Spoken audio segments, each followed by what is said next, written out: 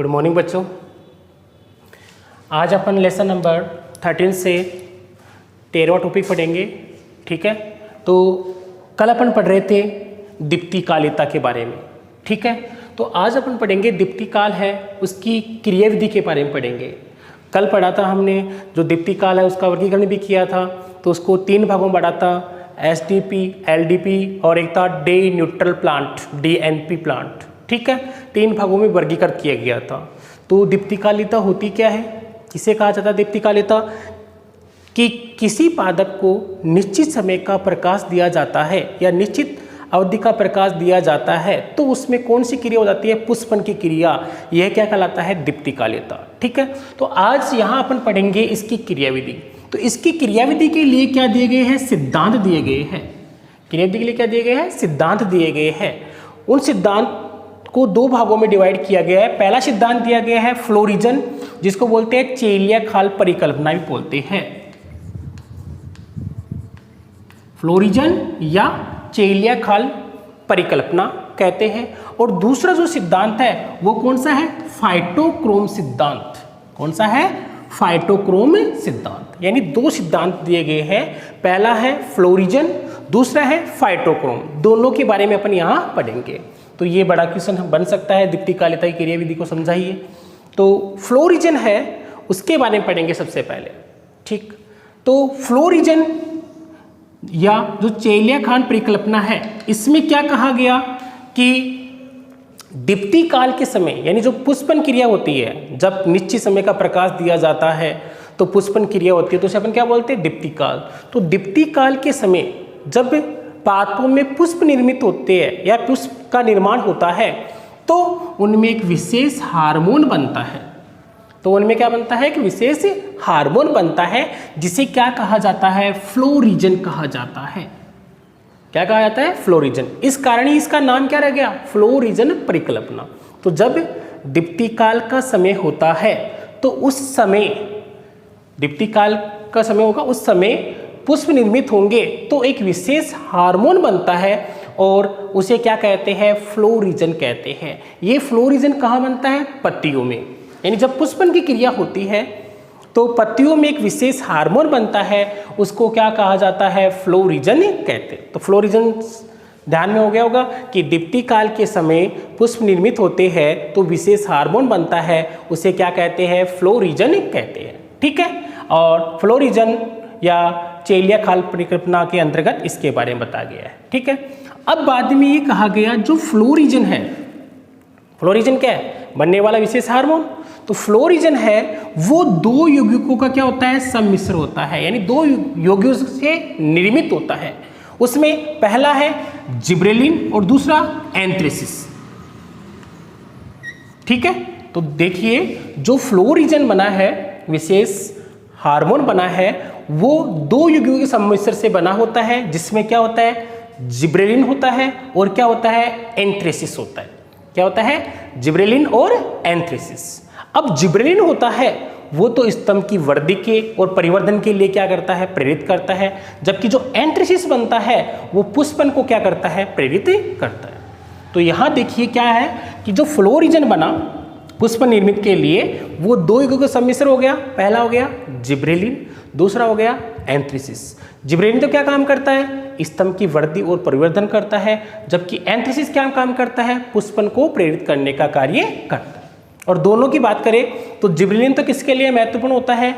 LDP पादप के लिए, जबकि एंथ्रेसिस किसके लिए होता है? एसडीपी पादप के लिए। ये बताया हुआ है लॉन्ग डे प्लांट, ये शॉर्ट डे। अब इन सिद्धांत के अनुसार देखो क्या कहा गया है, 2 पॉइंट बताए गए हैं सिद्धांत के अनुसार। तो मैंने अभी बताया है जिब्रेलिन किसके लिए आवश्यक होता है? एलडीपी के लिए। एंथ्रेसिस किसके लिए आवश्यक होता है? एसडीपी के लिए। दोनों है, दोनों की बात अपन यहाँ करेंगे दोनों पॉइंट में। तो ध्यान से देखिए यहाँ पर एलडीपी पादप को क्या दिया जाए? अल्पकालिक प्रकाश।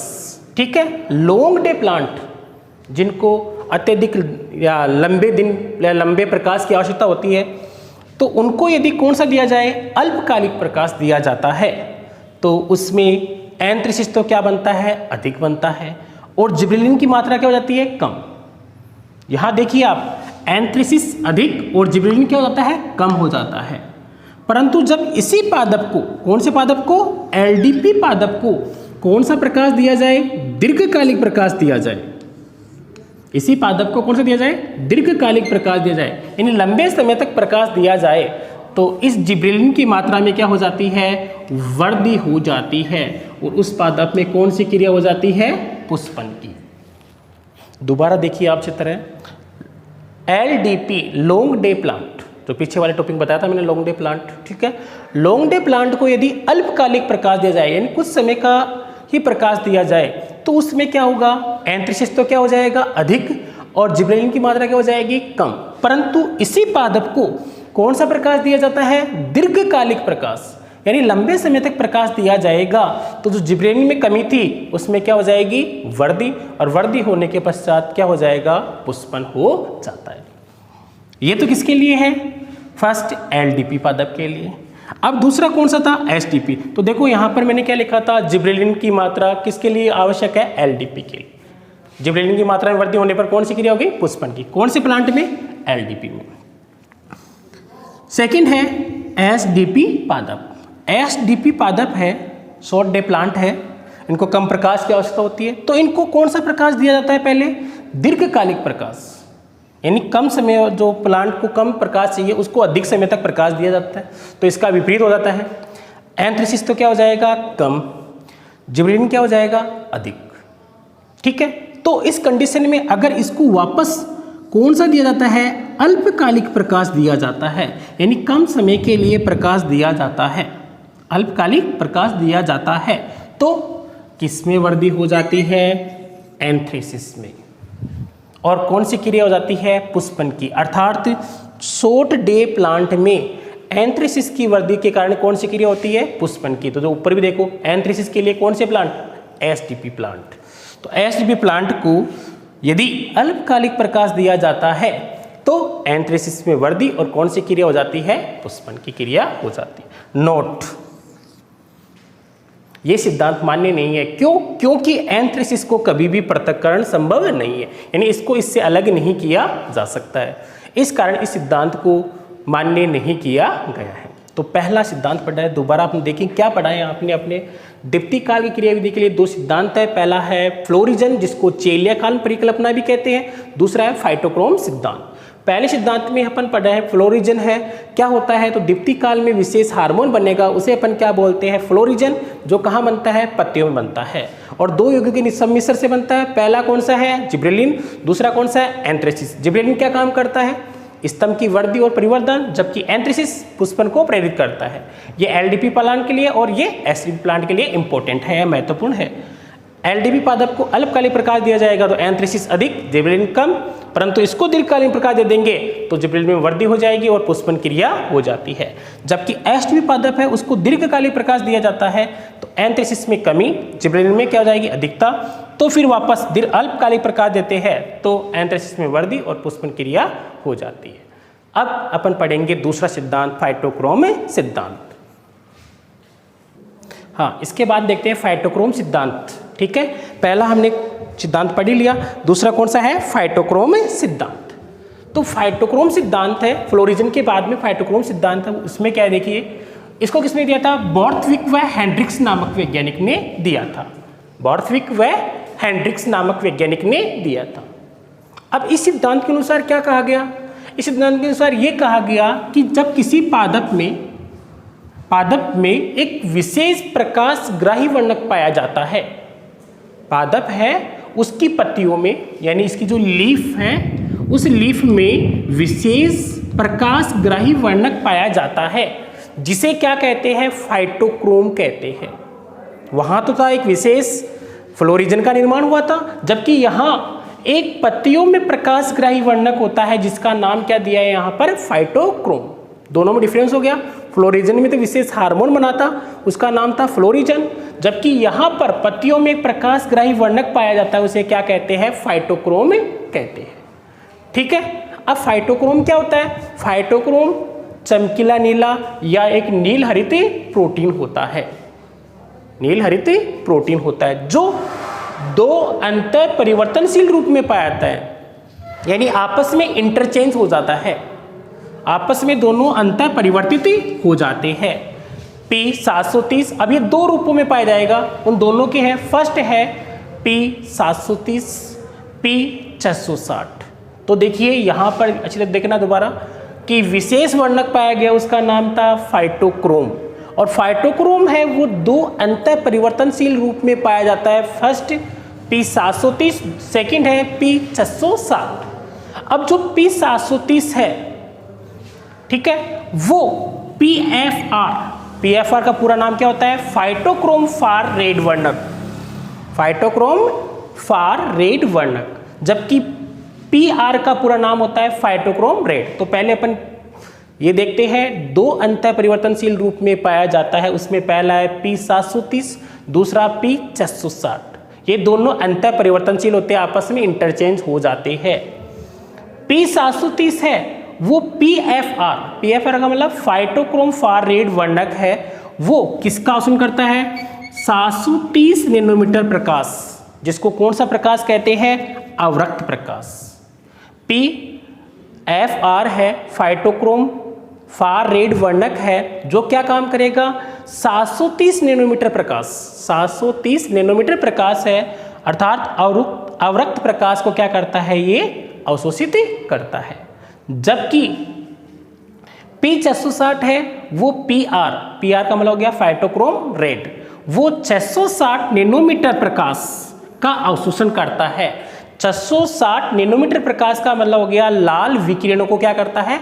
अवशोषित करता है। तो दोनों की विशेषता हो गई, P730 दूसरा P660। P730 PFR phytochrome far red वर्णक, P660 PR फाइटोक्रोम रेड। अब ये जो होता है वो 730 नैनोमीटर यानी अवरक्त प्रकाश को अवशोषित करता है, जबकि ये 660 नैनोमीटर लाल प्रकाश को क्या करता है? अवशोषित करता है। ये सामान्य इंस्ट्रक्शन आ गई। यानी फाइटोक्रोम क्या है? यहाँ पर फाइटोक्रोम किससे बना हुआ है? प्रोटीन। और इसमें दो अंतर परिवर्तनशील रूप कौन कौन से हैं उसकी बात अपन करते हैं। ये इसका अवशोषण करता है, ये इसका अवशोषण करता है।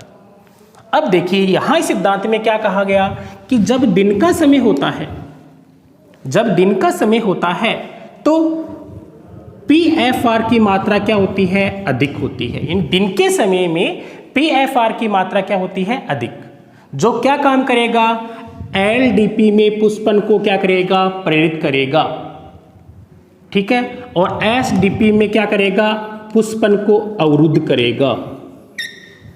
तो यहां ध्यान देना है, PFR है वो दिन के समय अधिक बनता है, जो लॉन्ग डे प्लांट में पुष्पन को क्या करता है? प्रेरित करता है। जबकि रात्रि के समय, रात्रि में अधिक कौन सा बनता है? PR अधिक बनता है। और PR अधिक बनता है तो कौन से में पुष्पन के लिए प्रेरित करता है? SDP को पुष्पन के लिए क्या करता है? और ये दोनों आपस में क्या होते हैं? अंतर परिवर्तनशील, अर्थात PFR है वो PR में कन्वर्ट हो जाता है और PR है वो PFR में कन्वर्ट हो जाता है। इन दोनों के परिवर्तन से क्या बनता है? फ्लो रीजन बनता है। और कौन सी क्रिया हो जाती है? पुष्पन की क्रिया हो जाती है। तो इसके अनुसार ये कहा गया, दिन के समय PFR अधिक, जो LDP प्लांट के लिए पुष्पन को प्रेरित करता है। रात्रि में PR अधिक, जो SDP में पुष्पन के लिए प्रेरित करता है, ठीक है। और दोनों के परिवर्तन से क्या बनता है? फ्लो रीजन बनता है। और कौन सी क्रिया हो जाती है? पुष्पन की क्रिया हो जाती है। तो देखो यहां पर इस प्रकार से बताया हुआ, देखिए ये देख लीजिए आप, दिन के समय बनने वाला PFR अधिक बन गया, फिर रात्रि के समय यह जो PFR है वो किसको कोशिश कर लेता है? अवरक्त विकिरण 730 नैनोमीटर, फिर ये किस में कन्वर्ट हो जाता है? PR में कन्वर्ट हो जाता है। और PR है रात्रि में अधिक बन जाता है, और फिर ये वापस दिन के समय 660 नैनोमीटर प्रकाश कोशिश करके किस में कन्वर्ट हो जाता है? PF। तो आपस में ये परिवर्तित हो जाता है, जिसके कारण एक विशेष फ्लो रीजन का निर्माण होता है। और फ्लो रीजन से पादप में कौन सी क्रिया हो जाती है? पुष्पन की क्रिया हो जाती है। तो ये दीप्तिकालिता का मान्य सिद्धांत है। तो आपने आज क्या पढ़ा? दीप्तिकालिता के दो सिद्धांत। पहला सिद्धांत पढ़ा था आपने फ्लो रीजन, जिसको चेलिया खान भी कहते हैं, परिकल्पना। दूसरा पढ़ा है फाइटोक्रोम, ठीक है। फाइटोक्रोम में पत्तियों में प्रकाशग्राही वर्णक फाइटोक्रोम होगा जो 2 अंतर परिवर्तनशील रूप में पाएगा, P730, P660। ये PFR 730 नैनोमीटर का प्रकाश कोशिश करता है, PR किसको करेगा 660। तो देखिए ये इसको कोशिश करेगा, ये इसको कोशिश करेगा, और दिन के समय PFR अधिक बनेगा जबकि रात्रि के समय PR अधिक बनता है। इनके परिवर्तन के कारण प्लांट में क्या बन जाता है, फ्लोरिजन, और कौन सी क्रिया हो जाती है, पुष्पन की क्रिया हो जाती है। ठीक है। अब बात करते हैं आज के टॉपिक का क्वेश्चन। हाँ, आज के टॉपिक जो क्वेश्चन है वो है कि पत्तियों में पाया जाने वाला एक विशेष प्रकाशग्राही वर्णक का नाम बताइए। ठीक है, पत्तियों में पाया जाने वाला विशेष प्रकाशग्राही वर्णक है, उसका नाम बताना है। ठीक है, ये सभी को इसके बारे में कमेंट करना है। वीडियो को सभी बच्चे अच्छी तरह से देखें, कोई प्रॉब्लम हो तो आप पूछिए, और जो भी क्वेश्चन पूछा गया है उसका उत्तर आप कमेंट में ज़रूर दें। क्यों? क्योंकि इसके नंबर आपके ऐड होंगे नेक्स्ट टेक्स्ट में। ठीक है, तो बिल्कुल ध्यान से देखें वीडियो, समझें, कोई प्रॉब्लम हो तो आप पूछें और कमेंट ज़रूर करें। धन्यवाद।